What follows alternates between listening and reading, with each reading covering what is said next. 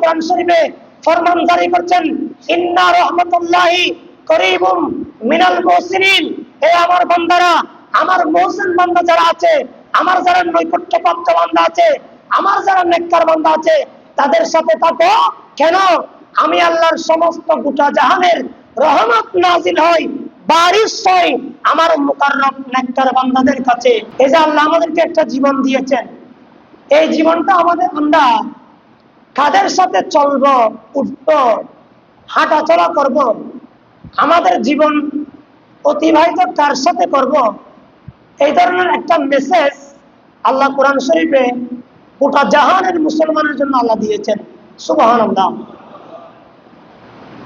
এই মেসেজটা আল্লাহ বলেছেন, ইয়া আইয়ুহাল্লাযীনা আমানু ইত্তাকুল্লাহ। হে আমার ঈমানদার বান্দারা, আমি আল্লাহকে ভয় করো, এবং আমার যারা মুত্তাকি, পরহেজগার, ঈমানদার, মুহসিন, সলিহিন, আবেদিন যারা বান্দা আছে, তোমরা তাদের সাথে হয়ে চলো। একটু মুহাব্বতে বলুন সুবহানাল্লাহ। এটা আল্লাহর ফরমান। কোরআনে পাকের মধ্যে আমাদেরকে মেসেজ দিয়েছেন যে আমাদের জীবনটা যাতে নেককার বান্দা, সলিহিন বান্দা যারা আছে তাদের সাথে থাকার জন্য। আমি সংক্ষিপ্ত 30 সেকেন্ডে যদি একটি আমি মিসাল পেশ করি, আল্লাহ তুমি আমাদেরকে তোমার মাহবুব নেককার বান্দাদের সাথে কেন চলাফেরা করার জন্য তুমি আমাদেরকে কোরআন শরীফের মধ্যে মেসেজ দিয়েছ, তো আমি আপনাকে একটা সংক্ষিপ্ত মিসাল দিয়ে আমি শেষ করতে চাই। আমার মাথার উপর যদি একটা পাখা থাকে, ফ্যান থাকে, আমি যদি আমাকে বাতাস করার জন্য, আমি শান্তিতে থাকার জন্য আমি যদি ফ্যানটা যদি আমি চালিয়ে দিই, এখন আপনি একজন ব্যক্তি আসছেন আমার সাথে সাক্ষাৎ করার জন্য, আপনি কিন্তু আমার বাড়ির মানুষ নয়, শুধু আমার সাথে সাক্ষাৎ করার জন্য এসেছেন। এখন আপনি যখন সাক্ষাৎ করবেন, আমার মাথার উপর যেই ফ্যান চলমান আছে, যে আমাকে বাতাস করছে, আপনি যে আমার সাথে সাক্ষাৎ করার জন্য, কথা বলার জন্য এসেছেন, আপনি যে আমার সামনে বসছেন, এবার আমাকে আপনারা বলুন, আপনার কাছে কি ফ্যানের বাতাস আপনার কাছে যায় নাই? একটু বড় করে বলেন, যায় নাই? আল্লাহ বলেছেন, আমার যারা মুহসিন বান্দা, আমার যারা নেককার বান্দা, আমার যারা সলিহিন বান্দা, তাদের সাথে থাকো। কেন? আমার আল্লাহ কোরআন শরীফে ফরমান জারি করছেন, ইন্না রাহমাতুল্লাহি করিবুম মিনাল মুহসিনিন। হে আমার বান্দারা, আমার মুহসিন বান্দা যারা আছে, আমার যারা নৈকট্যপ্রাপ্ত বান্দা আছে, আমার যারা নেককার বান্দা আছে, তাদের সাথে থাকো। কেন? আমি আল্লাহর সমস্ত গোটা জাহানের রহমত নাজিল হয়, বারিশ হয় আমার মুকাররম নেককার বান্দাদের কাছে। তাহলে আল্লাহ বলছেন, তোমরা আমার মুহসিন বান্দার কাছে যাও, নেককার বান্দার কাছে যাও, গেলে সেখানে আমার রহমত তালাশ করতে পারবা, আমার রহমত পাবে। তা আল্লাহ রহমত কোথায় পাবে সেটা বলেছেন। আমাদের এখানে বটতলী স্টেশন আছে, আপনি ওখানে গেলে ট্রেন পাবেন। অন্য জায়গায় গিয়ে যদি আপনি বসে থাকেন, তো কিয়ামত পর্যন্ত আপনার সময় হায়াত পুড়িয়ে যাবে, কিন্তু আপনি কখনো ট্রেনের টিকিটও পাবেন না, আপনি ট্রেনের মধ্যে উঠার জন্য আপনি কোনো রাস্তাও পাবেন না।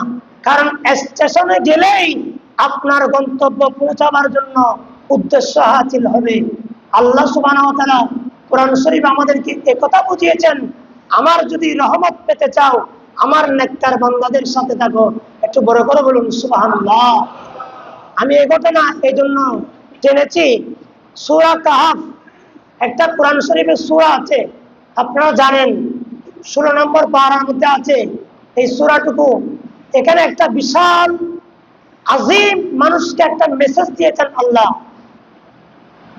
আসহাবে কাহফ, আপনারা নাম শুনেছেন, 7 জন আল্লাহর ওলি ছিল। কয়জন? 7 জন আল্লাহর ওলি ছিল। ওই 7 জন আল্লাহর ওলির জমানায় একজন বড় মজলুম, একজন জালেম ব্যক্তি ছিল, উনি বাদশা ছিল। তার নাম ইতিহাসের পাতায় দেখা যায় দাকিয়ানুস। উনি বড় জালেম ছিল। উনি যত বড় ইমানদার ব্যক্তি পেতেন, যে সমস্ত ইমানদার ব্যক্তিদেরকে পেতেন, উনি তাদেরকে তার গোলাম বানিয়ে ফেলতেন। তার কথা অর্ডার যাতে মান্য করে এটা তাদেরকে শিখিয়ে দিতেন। তখন আল্লাহর 7 জন ওলি নেককার বান্দা ওনারা ওই জালেম বাদশাকে মানতে পারে নাই। তারা বলছেন আমাদের জীবন শেষ করে দিব, আমাদের হায়াত শেষ হবে, কিন্তু আমরা কখনো তোমাকে মানতে পারবো না। আল্লাহ তাআলা কোরআন শরীফে ইরশাদ করেন ওই 7 জন ওলি সম্পর্কে আমাদেরকে কেন এই কথা বলছেন? আল্লাহ বড় আজিম একটা মেসেজ দিচ্ছেন আমাদেরকে। আল্লাহ বলছেন আমার যে সমস্ত 7 জন ওলি, ওই আল্লাহর ওলির সাথে একটা কুকুর ছিল, তার নাম কোরআন শরীফের ভাষায় কিতমির, তার নাম ছিল কিতমির, একটা কুকুর। ওই 7 জন আল্লাহর ওলি ওই জালেম বাদশা থেকে বাঁচার জন্য অনেক দূরে তার দেশ ছেড়ে একটা বিশাল একটা পাহাড়ের মধ্যে গেলেন। পাহাড়ের মধ্যে গিয়ে তারা একটা গুহার মধ্যে আশ্রয় গ্রহণ করেছেন। আশ্রয় গ্রহণ করার পর ওই গুহার মধ্যে যে একটা মুখ ছিল, যে একটা রাস্তা ছিল প্রবেশ করার মধ্যে, ওই রাস্তার মধ্যে সেই কিতমির নামক কুত্তা, যে নিকৃষ্ট একটা প্রাণী, আমাদের দেশে যে একটা নিকৃষ্ট প্রাণীকে আমরা সম্বোধন করি কুকুর বলে, ওই কুকুর আল্লাহর 7 জন ওলির যেই গুহা ছিল, ওই গুহার মধ্যে হাত পা দুইটা লম্বা করে দিয়ে সেই গুহার মধ্যে আরামসে উনি আরাম করে ওই গুহার মুখের মধ্যে উনি এমন ঘুম গিয়েছেন, ওই 7 জন আল্লাহর ওলিকে পাহাড়ও দিয়েছেন, উনি ঘুমও গিয়েছেন, ওই আল্লাহর ওলি ঘুম গিয়েছেন কমাস কম 309 বছর। একটু বড় করে বলুন সুবহানাল্লাহ। ঈমান রক্ষা করার জন্য, ইসলাম রক্ষা করার জন্য, ওনারা এক আল্লাহকে বিশ্বাস করার জন্য ওই 7 জন আল্লাহর ওলি ওই গুহার মধ্যে যখন গেলেন, ওই গুহার মধ্যে একটা কিতমির ছিল, কুকুর ছিল। ওই কুকুরের কথা আল্লাহ কোরআনে বলছেন। কেন বলছেন? আল্লাহ আমাদেরকে মেসেজ দিচ্ছেন আমার 7 জন আল্লাহর ওলি যারা আমাকে রাজি করেছেন, তাদের পথে মতে অনুসরণ করেছেন মাত্র একটা কুকুর। সেই কুকুরের কথা আল্লাহ কোরআন শরীফে বলছেন। একথা আমাদেরকে মেসেজ দিচ্ছেন যে আমার নেককার বান্দা যারা আছেন, আমার সলিহীন বান্দা যারা আছেন, তাদের যদি অনুসরণ করে, তাদের যদি অনুকরণ করে, তো সামান্য প্রাণীকে আমি আল্লাহ আর সামান্য প্রাণী রাখি না, তাকে আমি অনেক সম্মান দিয়ে তাকে আমি ইজ্জতওয়ালা বানিয়ে দিই। একটু বড় করে বলুন সুবহানাল্লাহ। এই কুকুরের কথা কোরআন শরীফে আছে, হাদিসে পাকের মধ্যে আছে, কিয়ামতের ময়দানে এই কুকুরকে আল্লাহ মানুষের সূরত দান করবেন, মানুষ বানাবেন। এই কুকুর আর নিকৃষ্ট কুকুর থাকবে না, ওই কুকুরকে আল্লাহ জান্নাতের মধ্যে দাখিল করবেন। কেন করবেন? ওই আল্লাহর ওলিদের সুহবতের কারণে। মুআমালা হচ্ছে আল্লাহর 7 জন ওলি, ওনারা গুহার মধ্যে গিয়েছেন ঈমান বাঁচাবার জন্য। ওই গুহার মধ্যে যারা দারোয়ান হিসেবে কাজ করেছেন, ওটার নাম হচ্ছে কুকুর। সেই কুকুরকে আল্লাহ 309 বছর ঘুমিয়েছেন আল্লাহর ওলির সাথে। ওই আল্লাহর ওলিকে কাল কিয়ামতের ময়দানে জান্নাত দিবেন একমাত্র 7 জন আল্লাহর ওলির গোলামি করার কারণে। একটু বড় করে বলুন সুবহানাল্লাহ। দেখেন, এটা সামান্য কুকুর, সুহবত কি জিনিস দেখেন। এই সুহবতের কারণে একজন সামান্য কুকুর, একটা সামান্য প্রাণী, উনি আল্লাহর কাছে বড় ইজ্জতওয়ালা, বড় সম্মানওয়ালা হয়েছেন। একটু বড় করে বলুন না সুবহানাল্লাহ। আল্লাহ আমাদেরকে এই ঘটনা থেকে আল্লাহ আমাদেরকে শিক্ষা হাসিল করে আল্লাহর সলিহীন নেককার মুকাররবিন বান্দাদের সাথে চলার, উঠা বসা করার আল্লাহ আমাদেরকে তৌফিক দান করুন। বলে বলুন আমিন। দুরূদ শরীফ পড়ুন। সালাতুল ইয়া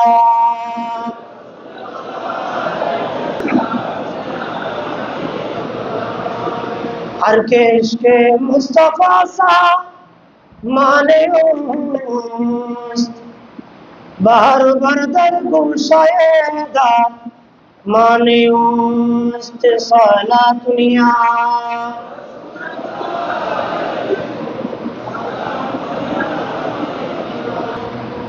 দেখুন, এটা আল্লাহর নেককার বান্দার সুহবতের কারণে একটা কুকুর যদি দামি হয়, আশরাফুল যারা মখলুকাত, যারা মানুষ হিসেবে আল্লাহ যাদেরকে দুনিয়ার জমিনে প্রেরণ করেছেন, ওই বান্দারা যদি আল্লাহর নেককার বান্দার সুহবত এখতিয়ার করে, তাদের সম্মান কম হবে নাকি বেশি হবে? বেশি হবে না?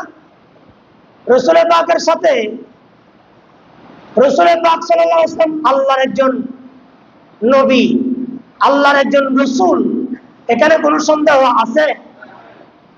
ওই নবীর সাথে যারা লেগেছেন তারা যুগে যুগে এমন সম্মানিত হয়েছেন, তো অনেকে দুনিয়ার জমিন থেকে জান্নাতের সার্টিফিকেট পর্যন্ত পেয়েছেন।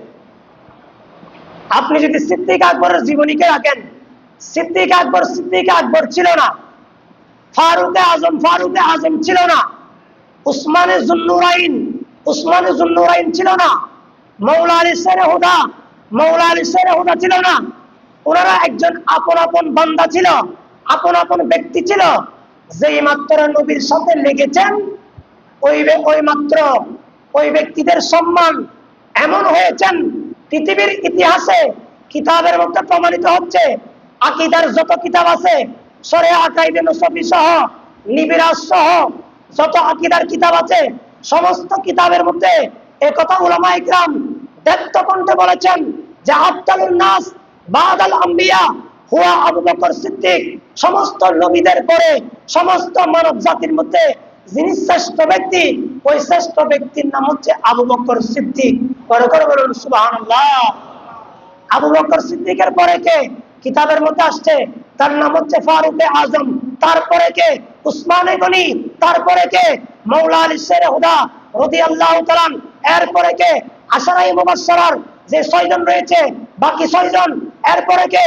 কিতাবের মধ্যে লিখছে যারা জঙ্গে বদরে 313 জন সাহাবায়ে কেরাম ইসলামের প্রথম যুদ্ধ করেছেন, তারা হচ্ছে সর্বশ্রেষ্ঠ উম্মতের মধ্যে রাসূল পাকের উম্মত।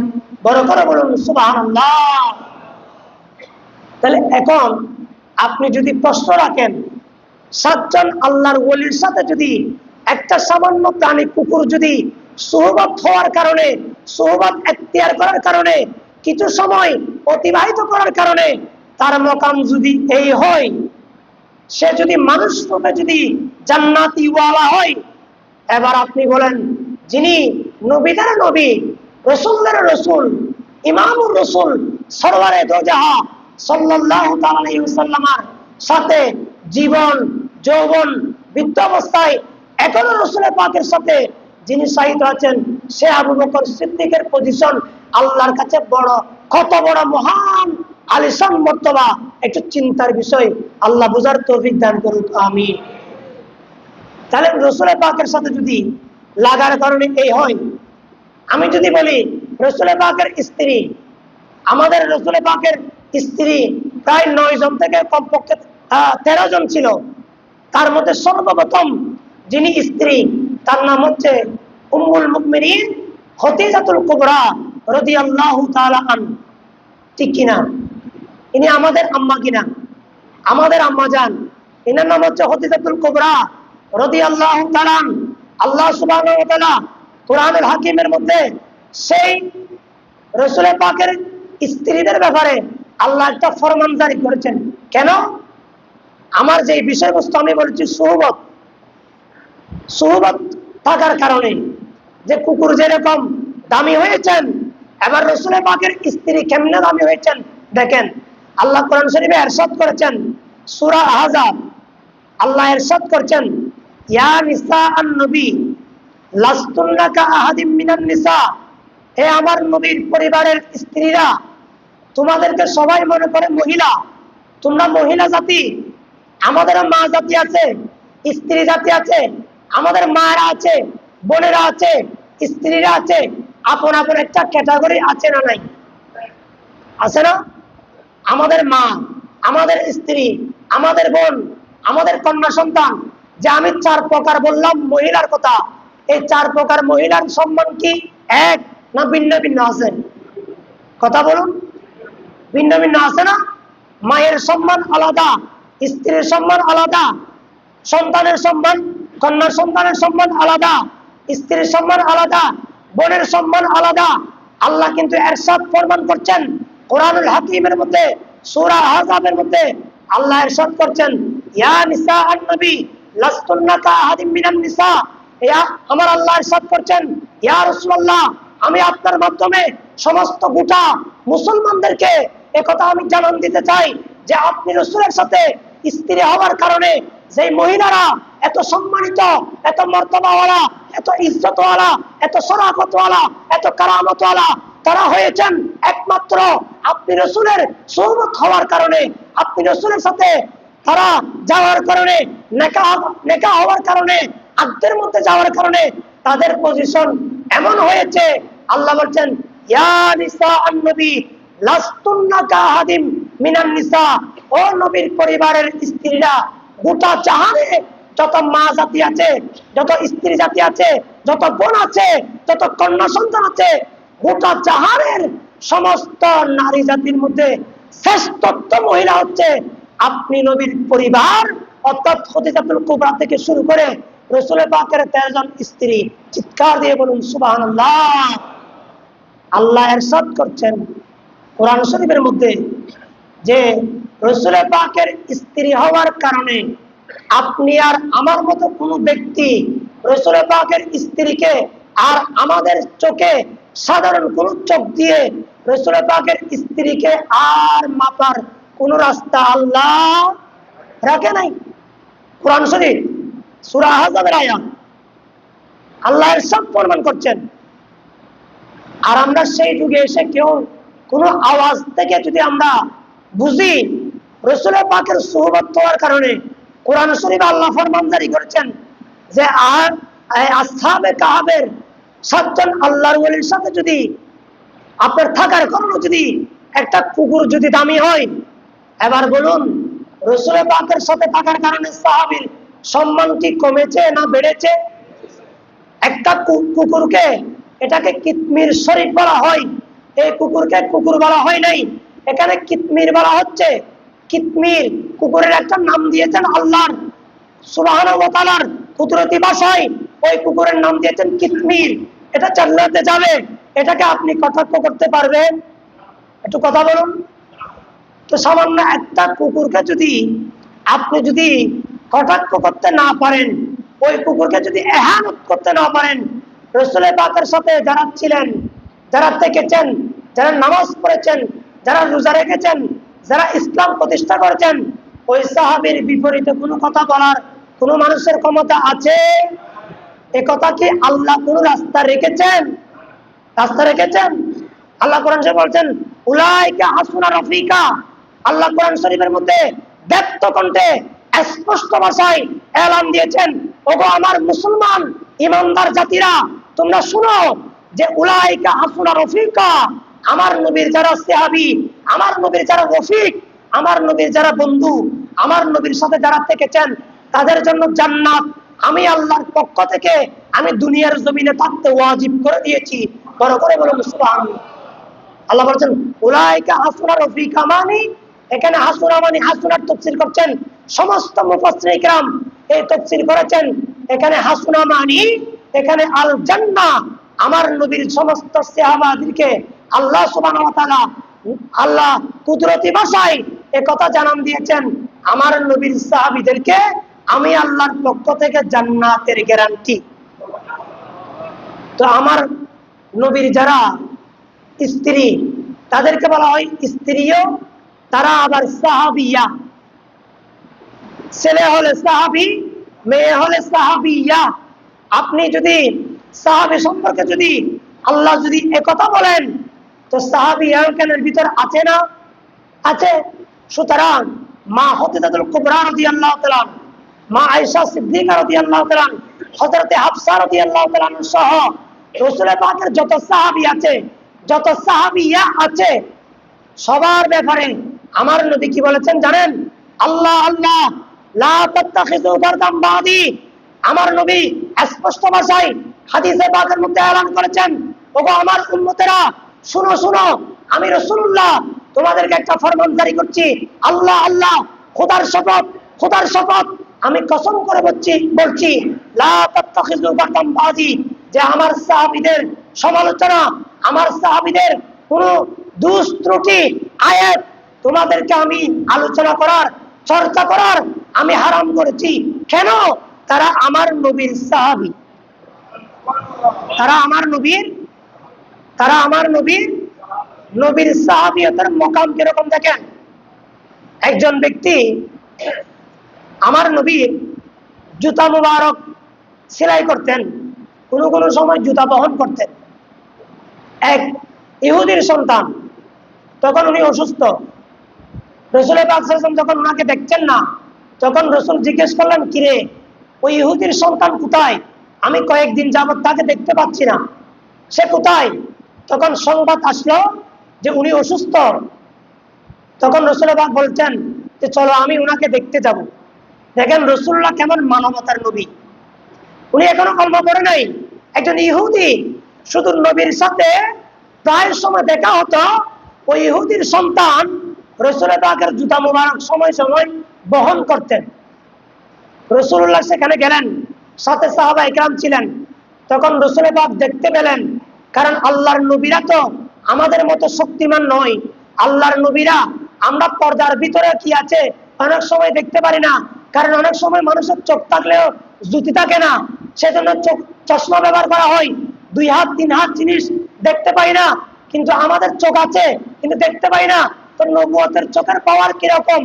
নবুয়তের চোখের পাওয়ার হচ্ছে যে এরকম, যে আল্লাহ সুবহানাহু ওয়া তাআলা বলেছেন মা যাগাল বাসারু ওয়া মা তাগা, যে আমার নবীকে আমি আল্লাহ এমন চক্ষু দান করেছি, সারা দুনিয়ার জমিনের সমস্ত চক্ষু যেখানে দেখতে পারে অনেক জায়গায় দেখতে পারে না। আমার নবীকে আমি যেই চক্ষু মুবারক দিয়েছি, আমার নবী দুনিয়ায় থেকে আরশ আজিম লা মাকান পর্যন্ত দেখার ক্ষমতা আমি আল্লাহ আমার মাহবুব নবীকে দান করেছি। মনে করে বলুন সুবহানাল্লাহ। এই ক্ষমতা দিয়েছেন কে? আমি আর আপনি তো টেনে এসে নামাইতে পারবো? ক্ষমতা আছে? সূরা নজমের মধ্যে আল্লাহ বলছেন মা যাগাল বাসারু ওয়া মা তাগা, এমন একটা পাওয়ার আমার আল্লাহ আমাদের নবীকে দিয়েছেন।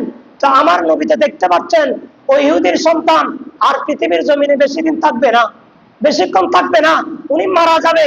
তখন আমার নবী বললেন তুমি একটু আমার সাথে সাথে কলমা পড়ো যে লা ইলাহা ইল্লাল্লাহ ইন্নী রাসূলুল্লাহ, আমি যে আল্লাহ রসুল, তুমি একটু কলমা পড়ে মুসলমান হয়ে যাও।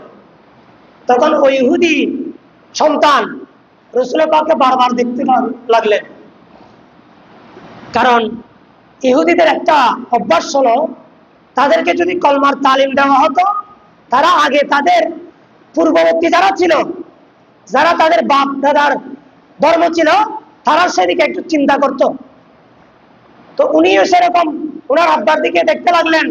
তখন উনি চিন্তা করতেছেন যে আমার আব্বা ইহুদি, আমি কেমনে কলমা পড়বো। তখন ওই ইহুদি বাপ বললেন রাসূলুল্লাহ যে কথা বলেছেন তুমি তার সাথে সাথে কলমা পড়ে নাও। তখন রাসূল পাক পড়ালেন কলমা লা ইলাহা ইল্লাল্লাহ ইন্নী রাসূলুল্লাহ। কারণ রাসূল পাক সেখানে ছিলেন, কলমার শব্দ ভিন্ন হবে, আমাদের জন্য হচ্ছে লা ইলাহা ইল্লাল্লাহ মুহাম্মদুর রাসূলুল্লাহ। তখন রাসূলুল্লাহর কলমা পড়ে ওই ইহুদি সন্তান মুসলমান হয়ে গেলেন। বড় করে বলুন সুবহানাল্লাহ। তখন ইহুদি সন্তান যখন কলমা পড়লেন, রাসূল পাক ঘর থেকে বের হলেন। বের হতে কিছুক্ষণ কদম দেওয়ার দেরি, ওই ইহুদি সন্তান দুনিয়া থেকে চলে গেলেন। ইন্না লিল্লাহি ওয়া ইন্না ইলাইহি রাজিউন। আচ্ছা বলেন, ওই ইহুদি সন্তান রাসূলুল্লাহর কলমা পড়েছেন, এক ওয়াক্ত নামাজ পড়েছেন? একটু কথা বলেন। এক ওয়াক্ত নামাজ পড়েছেন? পড়ে নাই। রোজা রেখেছেন? হজ করেছেন? যাকাত দিয়েছেন? সদকা করেছেন? কিছু করে নাই। এখন যদি আপনি শরীয়তের ইসলামী জাহানের যত ইসলামী জাহানের কিতাব আছে, সমস্ত কিতাব যখন আপনি যখন তুলবেন, ইতিহাস যখন দেখবেন, এখন ওনার মর্যাদা কোথায়? আপনি যখন প্রশ্ন করবেন, কোরআনকে করেন, হাদিসকে করেন, কিতাবকে করেন, তখন সমস্ত দুনিয়ার সমস্ত উলামায়ে কেরাম এ কথা বলবে, যিনি রাসূল পাকের কলমা পড়ে ঈমান অবস্থায় ইন্তেকাল করেছেন, তার মকাম কোথায়? পৃথিবীর জমিনে যত গৌস, যত কুতুব, যত আব্দাল, যত ইমানদার, যত নুজাবা, যত নুকাবা, যত আল্লাহকে রাজি করেছেন, এরকম সার্টিফিকেট ওয়ালা যারা আল্লাহর বান্দা আছে, তাদের মধ্যে সবার উপরে ওই সাহাবী যিনি ইহুদির সন্তান, একমাত্র কলমা পড়েছেন, নামাজ পড়ে নাই, রোজা রাখে নাই, হজ করে নাই, যাকাত দেয় নাই, ওনার মর্যাদা সবার ঊর্ধ্বে। একটু বড় করে বলুন সুবহানাল্লাহ। এটা কিসের কারণে বলেছি? সুহবত। কিসের কারণে? সুহবতের কারণে। এই সুহবতের দাম এত স্থানে আছে, ওনার মোকাম এত মোকাম, অথচ উনি নামাজ পড়ে নাই।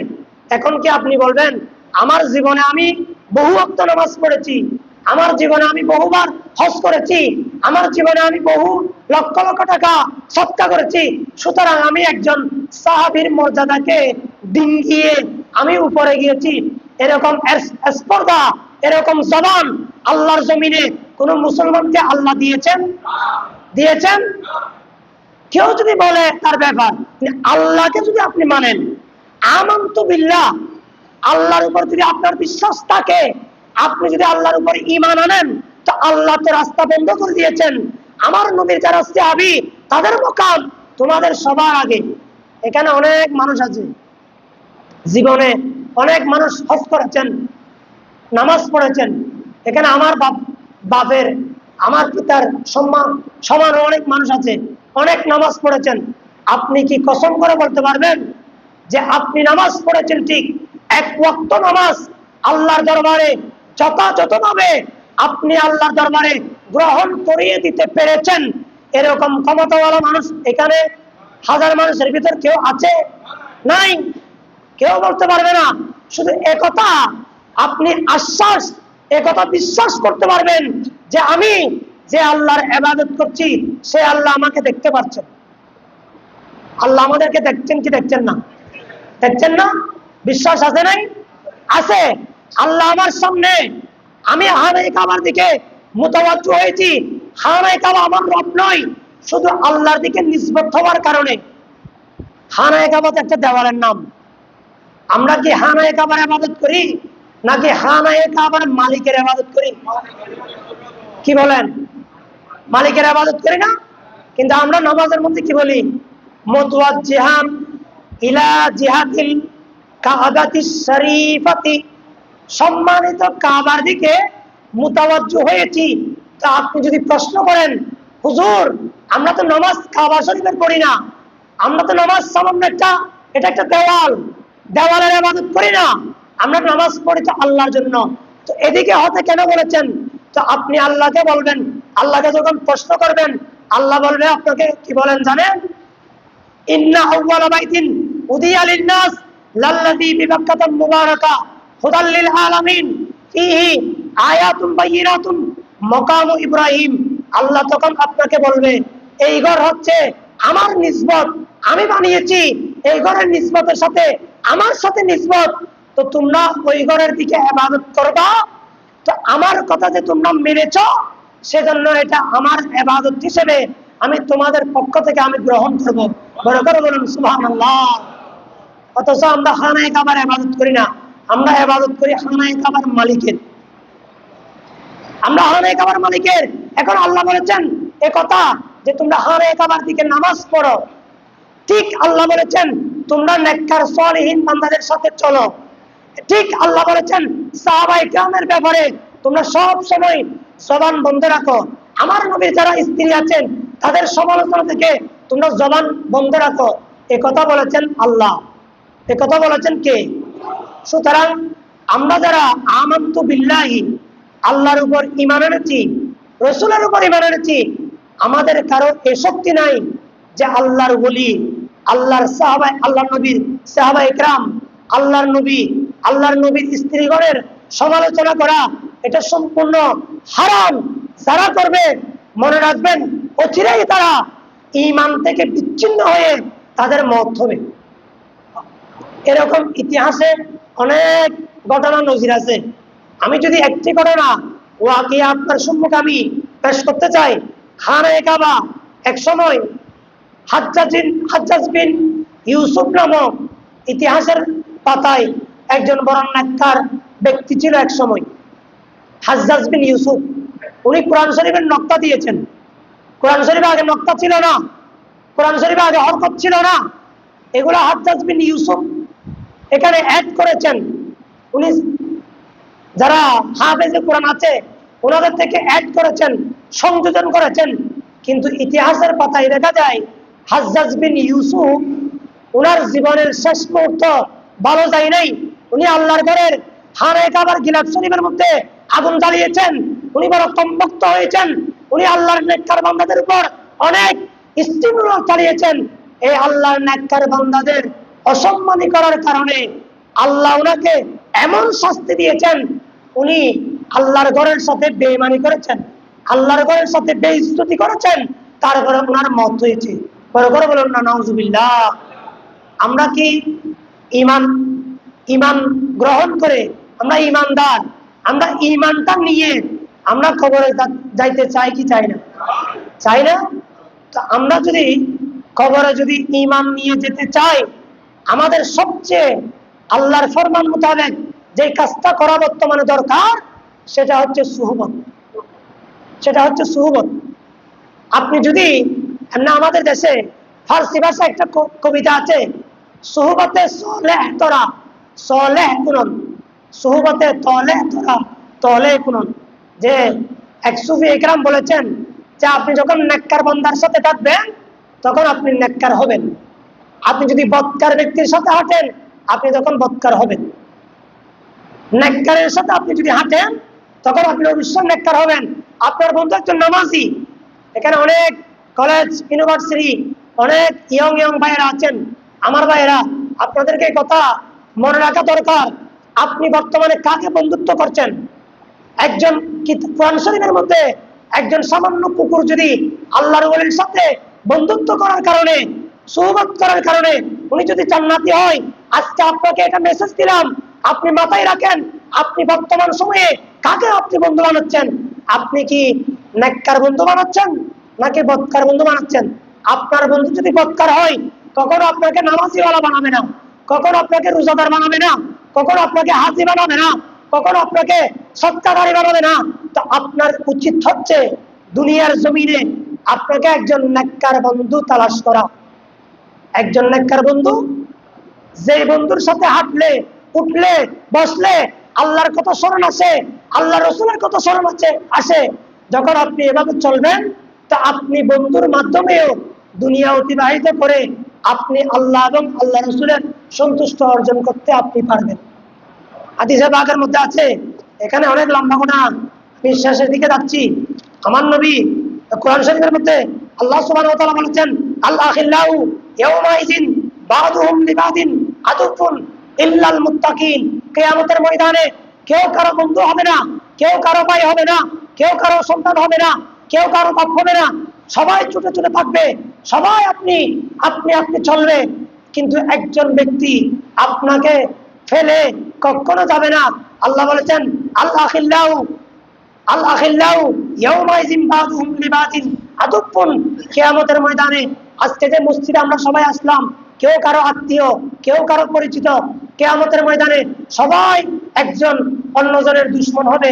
আল্লাহ বলছেন, ইল্লাল মুত্তাকিন, যারা দুনিয়ার জমিনে নেককার মুত্তাকি হয়েছে তারা সবাই একজন অপরজনের পাই কিয়ামতের ময়দানেও থাকবে। সবাই বলুন সুবহানাল্লাহ।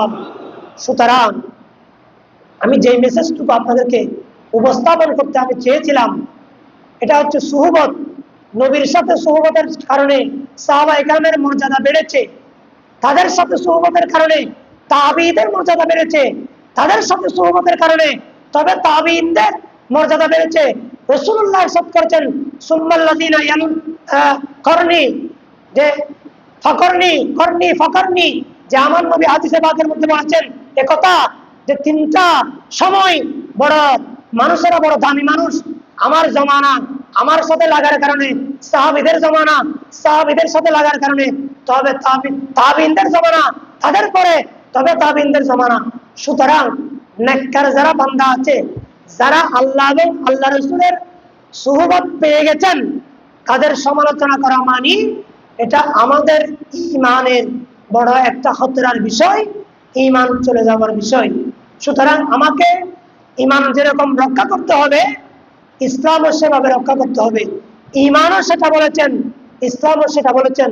আল্লাহ সুবহানাহু ওয়া তাআলা আমাদেরকে দুনিয়ার জমিনে এমন কিছু নেককার বান্দা যাতে আমরা বন্ধুত্ব করতে পারি, সেই বন্ধুত্বের কারণে কবরে, হাসরে, নসরে, কিয়ামতে আমাদের যাতে কাজ হয়, আমরা যাতে লাভবান হতে পারি, সেই বুদ্ধিটুকু আল্লাহ আমাদের সবার মাথার মধ্যে আল্লাহ আমাদেরকে দান করুন। আমিন। পরিশেষে দোয়া